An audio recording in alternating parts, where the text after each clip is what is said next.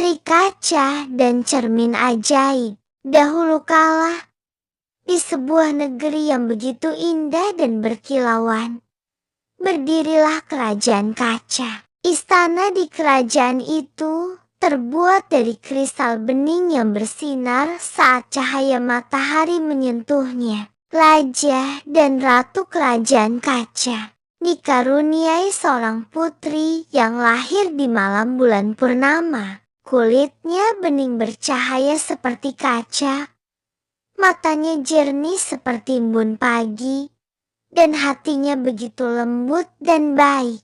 Karena itulah ia diberi nama Putri Kaca. Putri Kaca tumbuh menjadi gadis yang cerdas dan penuh rasa ingin tahu. Ia menyukai kisah-kisah kuno tentang sihir, naga, dan benda-benda ajaib. Namun satu hal yang paling menarik perhatiannya sejak kecil adalah sebuah cermin tua yang tergantung di ruang rahasia istana. Cermin itu besar, berbingkai perak, dan terbungkus tirai beludur ungu.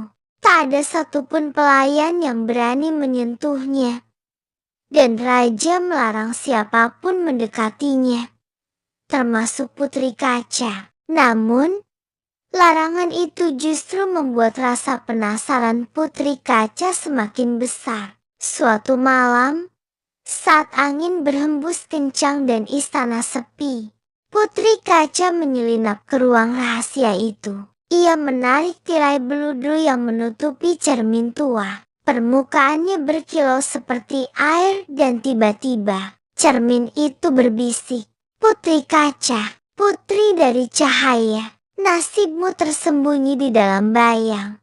Terkejut tapi tidak takut, Putri Kaca bertanya, "Apa maksudmu? Siapa kamu?" "Aku adalah cermin ajaib, penjaga kebenaran dan rahasia. Aku dapat membawamu ke dunia lain. Dunia di mana takdir sejati para raja dan putri ditentukan." Seketika itu juga, cermin mulai berputar seperti pusaran air. Putri Kaca ditarik masuk dan menghilang dari dunia nyata. Putri Kaca terbangun di tempat asing. Negeri itu tampak seperti bayangan dari kerajaan.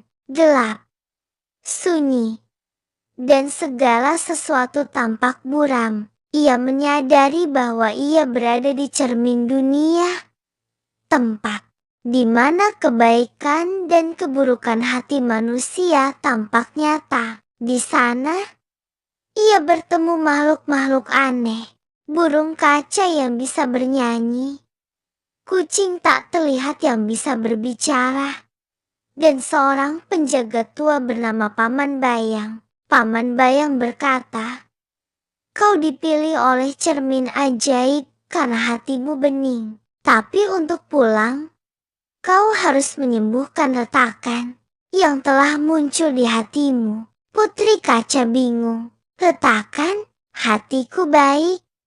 Aku tidak pernah berbuat jahat." Namun, saat ia melihat pantulan dirinya di danau kaca, ia melihat retakan kecil di dadanya, simbol rasa iri, marah, dan kecewa yang pernah ia sembunyikan. Untuk menyembuhkan hatinya, Putri Kaca harus melewati 3 ujian. Hati cemburu. Ia harus membantu seorang gadis yang selalu merasa rendah diri karena kecantikannya sendiri. Putri Kaca menghibur dan menyemangatinya dengan tulus, hingga gadis itu tersenyum untuk pertama kalinya. Hati takut, ia menghadapi bayangan ibunya yang tampak marah dan kecewa padanya. Ia menangis, lalu berani meminta maaf dan memaafkan dirinya sendiri. Hati lupa diri. Ia dihadapkan pada dunia gemerlap di mana semua orang memujanya. Tapi ia memilih untuk menolak dan mengingat siapa dirinya sebenarnya. Setelah melewati semua ujian, retakan di hatinya sembuh. Dan dari dalam cermin, muncul jalan pulang. Putri Kaca kembali ke kerajaan kaca. Raja dan ratu menangis bahagia melihat putrinya selamat. Namun, Putri Kaca berubah. Ia kini lebih bijak, lebih sabar, dan lebih memahami perasaan orang lain. Cermin ajaib tetap tergantung di ruang rahasia. Tapi kini Putri Kaca tahu, cermin itu bukan sekadar benda sihir. Ia adalah simbol dari hati manusia yang harus selalu dijaga, dibersihkan, dan diperbaiki bila retak. Di akhir cerita, Putri Kaca menulis buku tentang perjalanannya dan mengajarkan semua anak di kerajaannya untuk jujur pada perasaan mereka.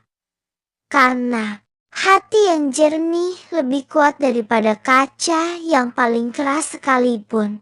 Terima kasih teman-teman sudah menonton dan mendengarkan kisah ini. Sampai jumpa.